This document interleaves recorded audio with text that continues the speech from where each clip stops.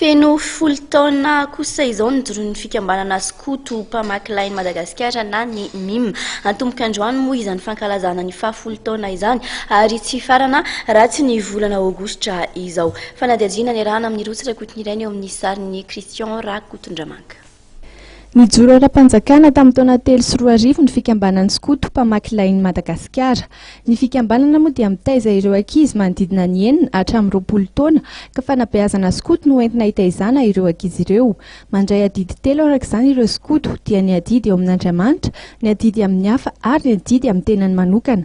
Sampana 3 arak'izany no ao anatiny dia ny sampana mavo izay ahitana ireo tanora 9 taona hatramin'ny 12 taona ary ny sampana maitso 12 taona hatramin'ny 12 taona sy ny sampana mena 17 taona hatramin'ny 20 taona. Mpikambana miisa 500 eo amin'izao fotoana izao no ao anatin'ny Mpamakilain'i Madagasikara.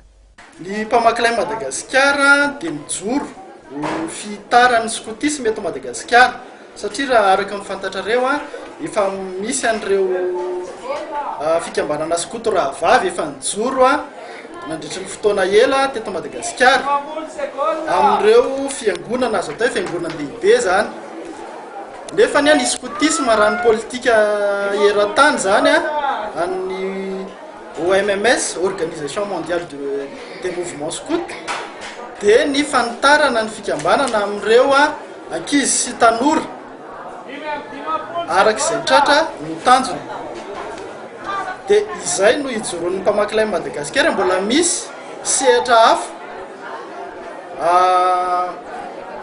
izay tsy tratran'ny skotisme dia natsangana ny Mpamakilain'i Madagasikara mba hamaly amin'ny filan'ireny ankizy sy tanora ireny izay mikasa izay mba te hiditra ho mpikambana ao anatin'ny skotisme.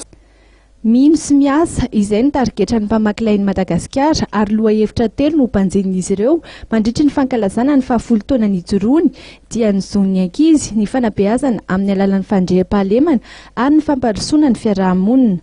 Androany moa nosokafana amin'ny fomba ofisialy izany fankalazana izany ka fitaom-pivavahana iraisam-pinoana no tanterahana eny amin'ny FPVM tsara honenana.